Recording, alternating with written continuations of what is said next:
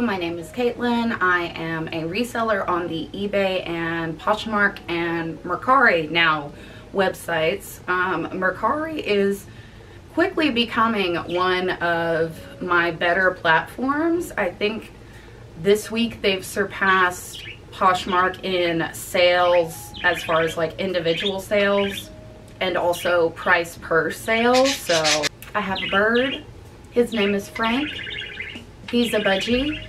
He's very chatty, especially when I'm speaking. So I apologize in advance because it's probably a little annoying. I think he's cute. So what I do as a reseller is I go to the thrift store and buy things from thrift stores and resell them on the internet.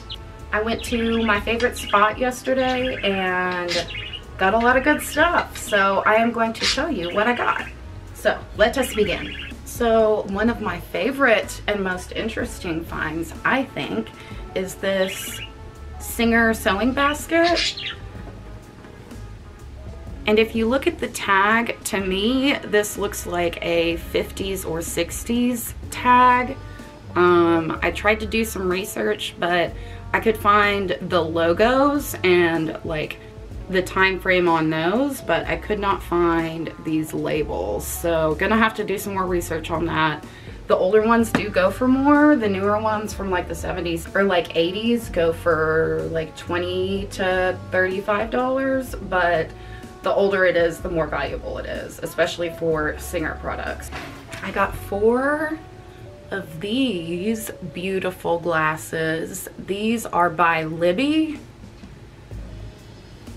See if you can, it's like a little cursive L, and Libby is a very good glass brand, kind of like Anchor Hawking, and these sell for like $5 to $10 a glass. So I picked up 4 for $1 a piece, and I'm gonna make lots of money very quickly on these because Libby sells out very quickly to me.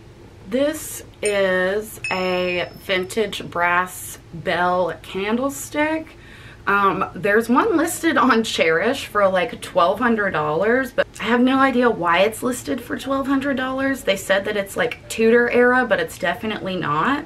The other listings for this just said vintage. My assumption is probably mid-century just because brass and mid-century are very commonly together. Like there was a lot of brass in the 50s and 60s. So this will probably sell for like $35. That's what most of the other people had theirs listed for. If not like a little bit higher, maybe like $45. But I'll probably list mine at $35 because it's got like some damage. Where is it? Here it is. So, and like normally a patina is fine, but I think that this is just like straight up like just damage and not actual patina. So yeah. This is a Chinese bamboo basket. You can tell that they're Chinese because of this like super tight woven bamboo. That's always going to be Chinese. And this one I spent like probably $2 for, and I'll probably sell for like $25 or $35.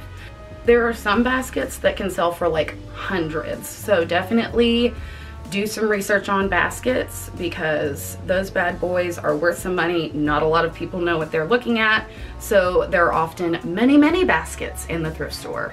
This beauty is carved teak wood and probably Taiwanese, and I'd probably place it about like in the 70s just because of like this very dark brown, and teak wood was very popular in that era, and these florals look very 70s, sort of muted to me. It may be older.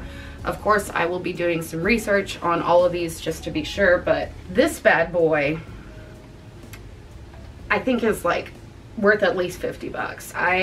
Again, after I do some research, I might price it a lot higher because these like really fancy trays can go for some really good money. They're really easy to ship. And yeah, super excited about that one. I snatched that up. And last for home goods is this adorable cookie jar. Oh my god, I love him. I'm pretty sure that he is probably from the 80s. This like kitschy sort of style and like teddy bears and stuff like that were really big in the 80s, and those sorts of motifs are really coming back, as you can probably assume based on me as a human being. And also this pastel necktie I feel like is also a very 80s type situation. So very excited about him. I may keep him for like, I don't know what I would put in him. I don't know. I just really want to keep him because he's cute, but I need to sell him. I need to sell him. Now for clothes, I got this coat recently at one of those like really long flea markets where people just bring in just absolutely anything. And I have sold this coat before for like $2.70, and the coat that I had before this one was, it had like some major discoloring like on this part. So this one is not discolored and just in fantastic condition. It still has the belt. If it doesn't have the belt, that can really like decrease the value of an item, so definitely be on the lookout for things that should have belts that do not. But this one does have the belt, and I am confident in my ability to sell it soon for a lot of money. This is another one from the market. This guy sold, he had a lot of vintage militaria, as it is called, like military memorabilia. And this is from the 1950s or 60s, and it is an Alaskan army coat. This is the Alaska patch, so that's pretty cool. Again, has the belt. Very excited. Probably sell this for like, I think I paid like 20, and I'll probably be able to sell this for like at least 100. I have seen some on there for like way cheaper, but they're not styled, and like the pictures are just bad, and the quality of your pictures and the quality of your styling for clothing can really increase the value and like just how much somebody is willing to pay for it. So I'm gonna style it up pretty good, and I think that'll bump it up a good bit. This is a vintage, I'd say 70s Gap jacket. I may have to check and make sure, because I'm not 1000% sure that Gap even existed in the 70s, but this looks very 70s to me. And it is vintage Gap. People really love vintage Gap, and it's just like really pretty, and it's got this like tie in the back to make it fit your waist better. And yeah, very good, very good. This is another 60s or 70s piece. I say 60s or 70s because one, this material, once you felt 70s polyester, you recognize it just by touch. And this is definitely like the 70s polyester. The only thing that gives me pause is this tag looks a little more 60s to me, so maybe it's like early 70s. But this polyester, every time, definitely 70s. They only had it during the 70s. It's a terrible polyester in my opinion, but people still buy it, so. Oh, dear God, this blouse. I may have to keep this one for Lolita, because I think that this would just be so perfect for Lolita. It's got like these beautiful lace cuffs, all this lace up here. It buttons all the way up. It has like these sort of shoulder pads. They're like very thin. They're not even padded. It's just like a tiny bit of like extra material in the shoulder.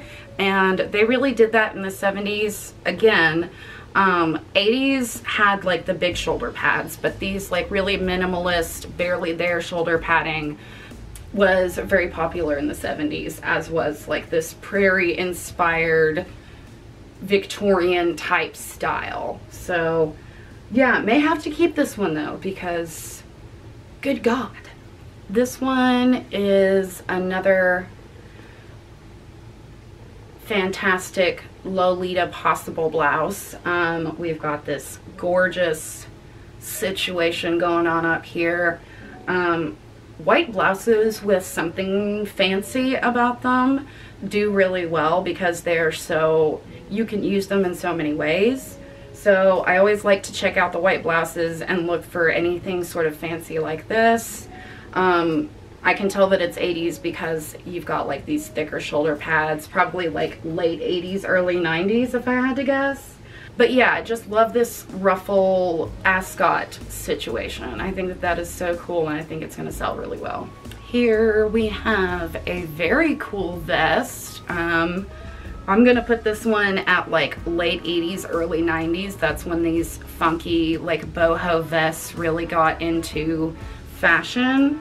And vests I normally price around like 20 or 25 unless they're like really special. So, but you pay like $2 for a vest maybe at this thrift store. So 10 times my money back, I will take it. This I thought was just super duper cool. It's an 80s t-shirt, but it's so worn. Like, I guess this was at one point velvet. I don't know if you can even read it. I'm gonna have to like hold it at a funny angle to make it readable on the listing, but it's like super worn in. It's got like a few little bleach marks here and there, and I think that it would definitely lend itself to like a cool vintage grunge sort of look. So yeah, this is a very fancy little t-shirt sweater thing. It's by Lord & Taylor, cashmere, 2-ply cashmere, and it's just kind of like a plain pastel yellow, but pastels are really in right now, and so are these like short sleeve sweaters, and it's cashmere. So the rest of this is lingerie, so be ready. It's not fancy. I mean, it is fancy lingerie, but it's not like sexy lingerie or anything. So this is a sleep shirt. It's very well loved, but it seems like some sort of like fleecy cotton or something. Okay, acetate and nylon. So acetate was really used in the 70s and 80s. So I'm gonna probably put this around 70s or 80s. This type of yoke neckline with the embroidery is very 70s, and just love this like flowy sort of blousey situation. I like to I have a couple of these that I mix in with like my regular daily fashion, and I feel like it just gives it a really cool kind of like floaty, dreamy sort of vibe to an outfit. So, and I just like a beautiful, unique floral, like, yes queen. This is another beautiful sleep shirt that I will list as a blouse.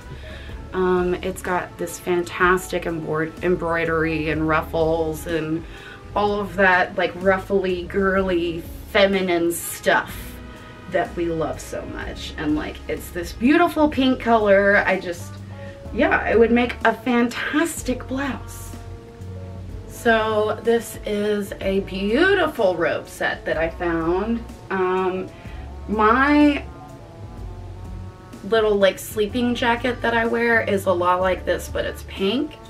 And I'm considering keeping this because like I love that effect. So, but if I don't, I will sell this as a set, and it's got like these beautiful ruffle sleeves, and like it's relatively simple, but I just think that it's really pretty, and these sets go for like $50 to $75.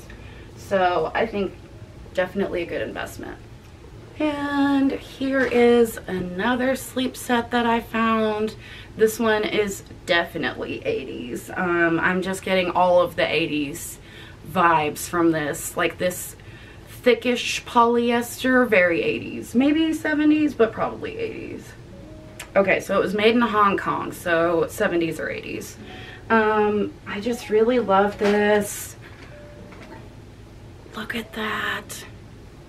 Oh, so pretty. And it matches, like it has a matching bit on here. For some reason they have them like put up separately, but like in the same section, but like not very close to each other. So I'm glad that I found the matching robe to go to this, because that definitely adds a lot of value.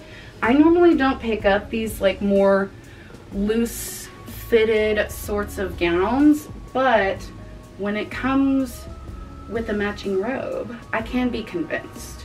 So yeah, that's pretty much everything.